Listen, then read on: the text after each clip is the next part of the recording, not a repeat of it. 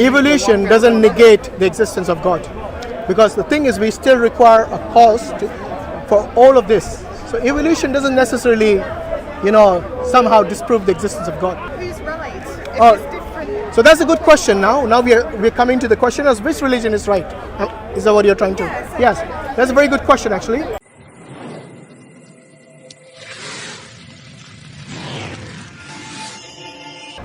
Are you certain that'll be his wife? If he separates from you, who's going to look after him? The other husbands? Or the council. In Islam, in Islam, everyone's got a role and a responsibility. Yes? Sorry, brother.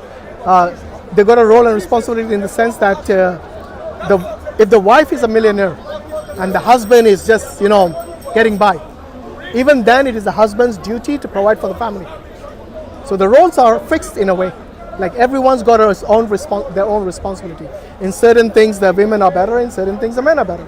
Okay? The wife isn't happy about Say again? having 4 wives. Say again? What if the wife isn't happy about If you ask most women, they will not prefer to have at the same time 4 men, even as boyfriends. Okay, most of them they will not have this.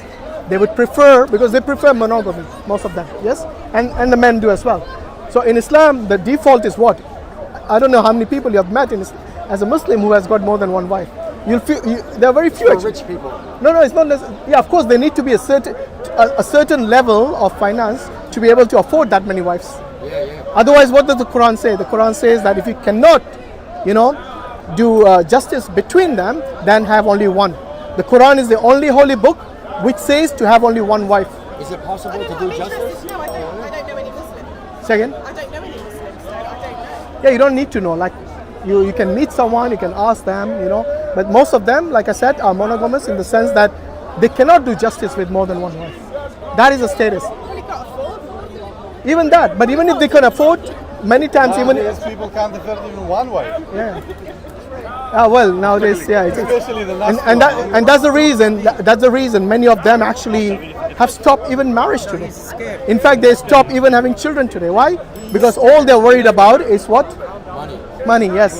It's about how can I have a better life rather than why should I have children? If I have children, I cannot travel, I cannot have my independence, So that's the reason I'm saying if you look at life holistically, then it'll make sense that if there is some way of guidance. And what is the guidance for us? For us as Muslims, the guidance is the Qur'an. Yes? Like take for example today, many women they work, they go to work. If it's a new role for them, let's say if the boss asks them, can you make some tea for me, love? Yes? They wouldn't even question, they will just go and do it.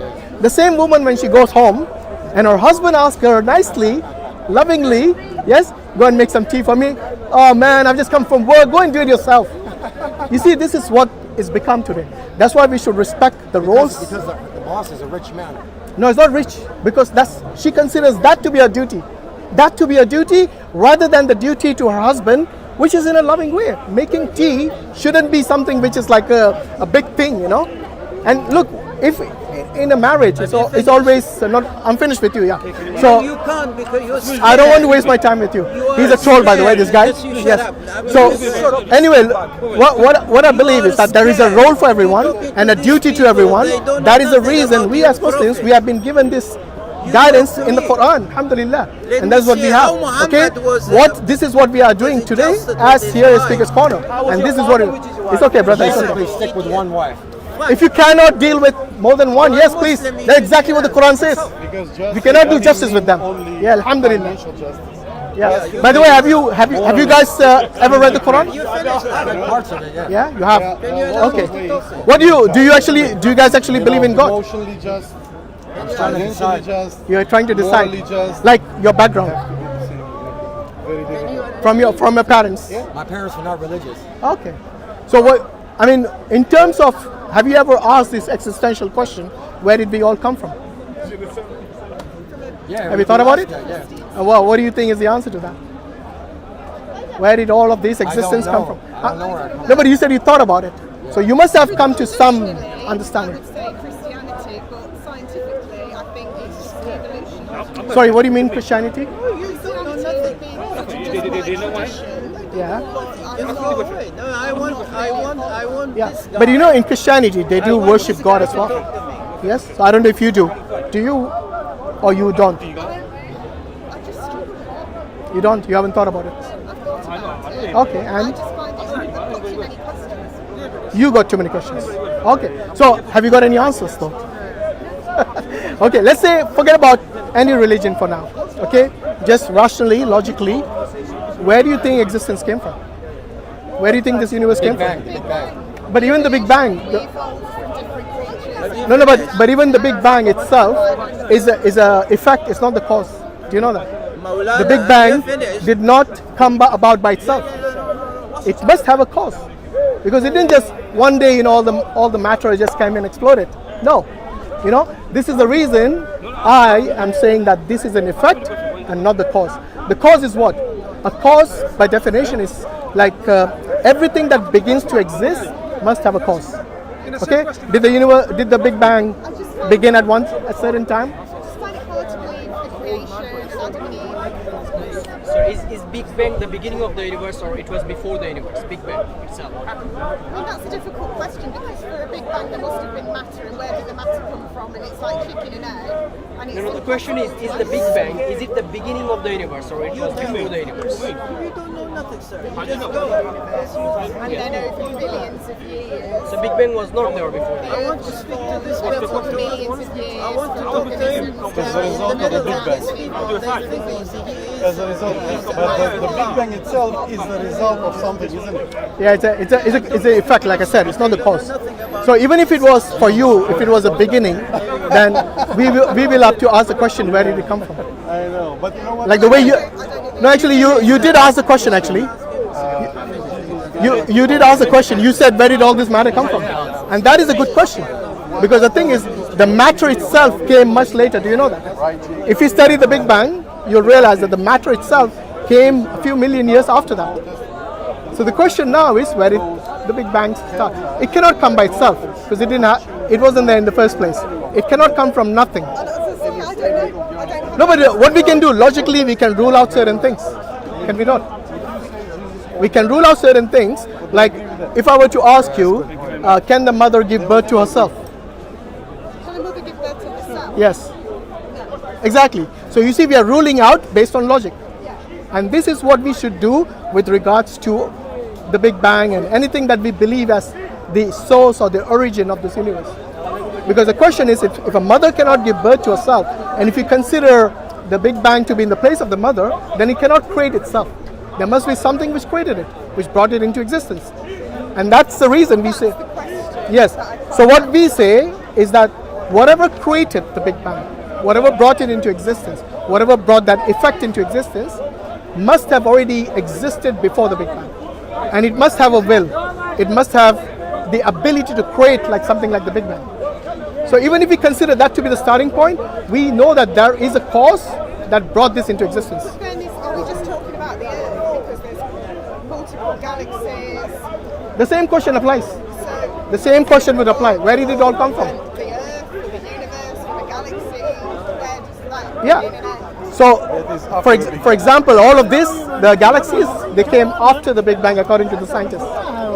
So all of this, they say that was the first thing which kind of caused this expansion as well. Whereas the Qur'an says that we have that the heavens and the earth, they were joined together, and then they ascended. They actually expanded as well.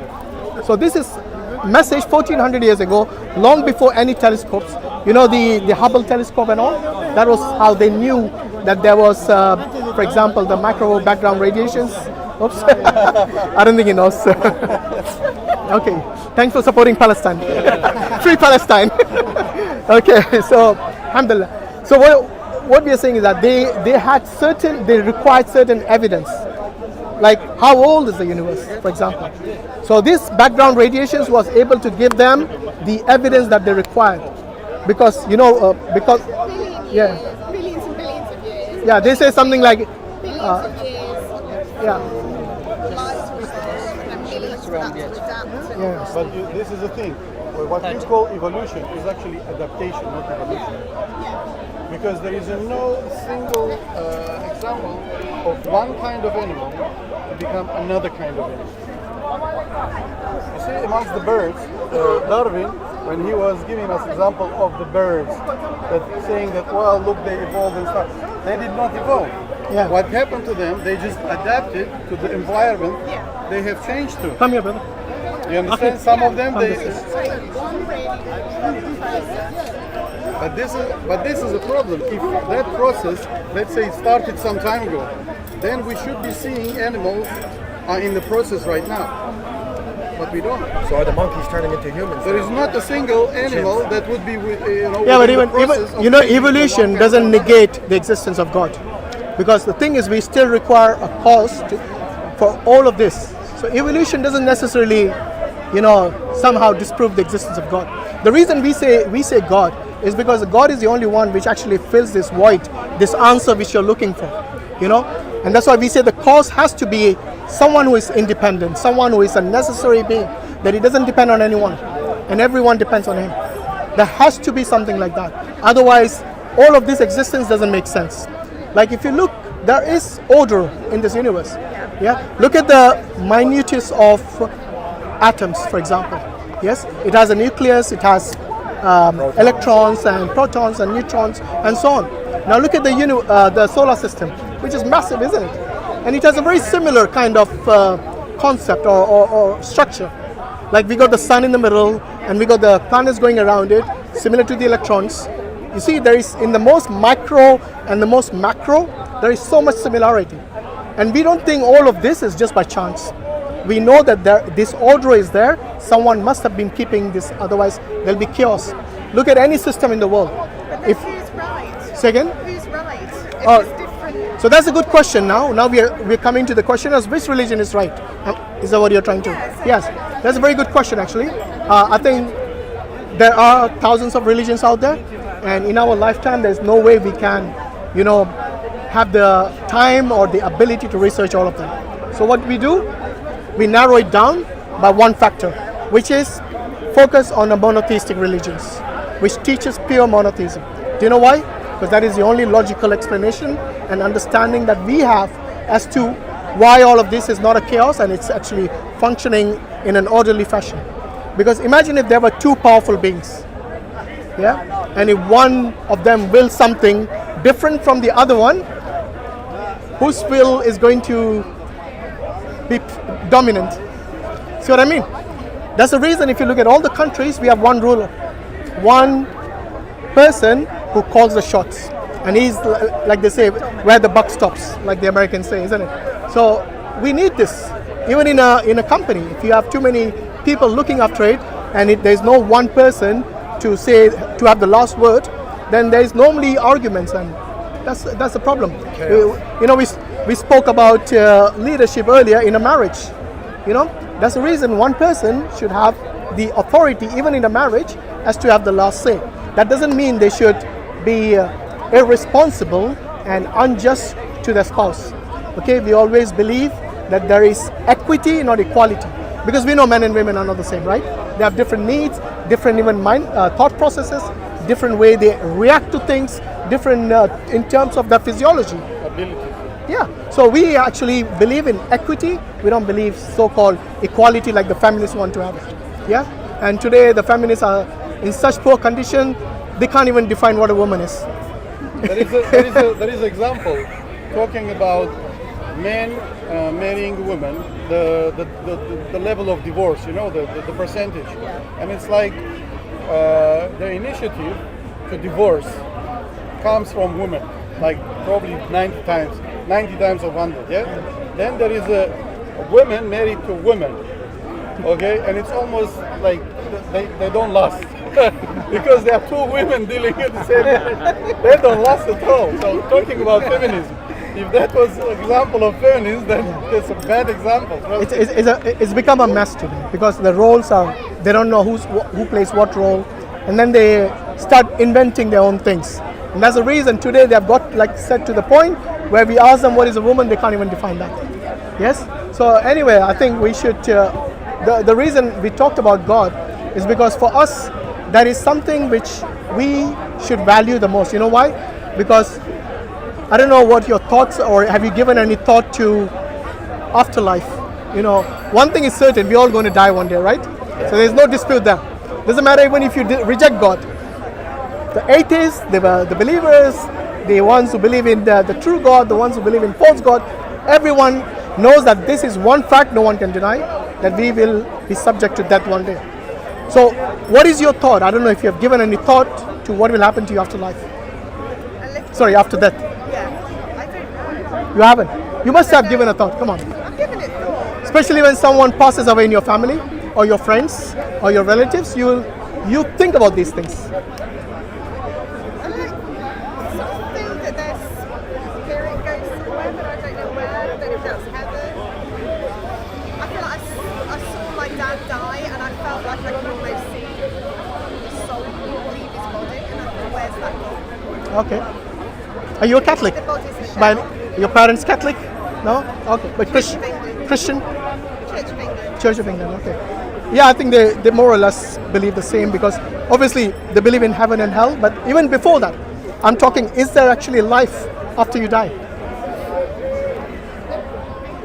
No? Okay, fair enough. What about you? Have you given it a thought? I don't know. No? Okay. I mean, look at it this way, okay? Imagine all of us, we know that we're going to die. Let's say we die and that's the end of it. Yeah? Dust to dust, ashes to ashes, and that's the end. In that case, did any of us lose anything? No. Our status will be the same. That is the end. I suppose one way of looking at it is if you have children, you live on through them, so it's not. No, but after you die, you can't benefit them anyway. But part of you, it's like a legacy. Yeah, I understand that, but whether you like it or not, the children are going to do what they want, regardless of what you had will for them to do. What I'm saying is that for us as individuals, if the end was death, then we haven't lost out anything. But the question now is, if we flip that, and there is a new beginning after we die, then comes the question as to what have we done for that. Because anyone who is intelligent will try to lower the risk and not maximize the risk. The one who actually does nothing in terms of belief in God, they are actually maximizing the risk because they think nothing will happen to them. But when they realize that there is a new beginning, then they will be in for a huge shock. Is it not?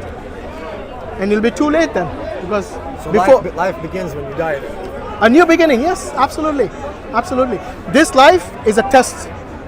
Yes, as I was telling the other gentleman earlier, this life is a test to the point that you and I, we will not be forced to do what we want to do. So we will be, for example, be obedient or disobedient to God. God is not going to like zap you there and then. Yeah, He's going to give you a chance until you breathe your last. Sometimes it's 70 years, sometimes 80 years, sometimes 100 years. We don't know. We don't know which place we are going to die. We don't know how long we're going to live. But if we know that there is going to be a new beginning after you die, then an intelligent person would actually prepare for that and not take the risk. That's a good question. This is your book, the guidance. It is called the Qur'an, which is, God, when God created us, He always guided us as to how we can go about living our life. And if you look at most of the things in the Qur'an, there are things which are permitted and things which are forbidden. Look at most of the things which are forbidden. You must have heard this term called haram. Yes, so in Islam we believe certain things are haram, means forbidden by God. Look at most of the things which are forbidden. Alcohol, drugs, fornication, adultery, gambling, telling lies. Yeah, I know. I mean, not only the Bible. In fact, I would say even many other scriptures and books, be it the Hindus, be it the Buddhists. In fact, you don't even need to be religious to consider all these things to be bad. Do you agree? Yeah, common sense. There you go. But the common sense, Sense of values. yeah, and morals. yes. That's why I said Islam agrees pretty much with your common sense. So the things which have been forbidden are there for your good, for your benefit, and the benefit of the society. Take one example, gambling. Many people do not know what the harms or effects of gambling are if you're not gambling yourself. But the ones who have been through it, they know what it is and how devastating it can be, not only for them, for the immediate family, for the friends, and the community as well. Yes, but look at the government today. Whether gambling or alcohol, which they know for certain harms us, they will promote it in every football match and every television ad. Why? Because it brings them revenue. The government doesn't care about your goodwill. They also care. give a warning as well. Yeah, well, what's the point? It's like me saying, here, poison, it will kill you, but I'm selling it. You see what I mean? It's basically giving them a free opportunity to sell poison to you. That is what alcohol is, and that's the reason Islam nips it in the bud. That this is something which is forbidden. In fact, Allah says in the Qur'an that there is some benefit in it, but the harm outweighs the benefit. So when Islam initially, when the Arabs to whom the Qur'an came, yes, that community, they used to be like, they used to love their wines, they used to love their alcohol. But Allah did not abolish it in one day. You know why? Because that is more harmful. You heard of the term cold turkey? Yeah? It does more harm to the person if they're on drugs and you tell them from tonight, no drugs for you. Stop it immediately. It will harm them really, like both mentally and physically. And they will go crazy. So when they go to rehab, how do they wean it off? Gradually. Absolutely. So they lower the doses and then eventually they wean them off that drug. And that is the safe way.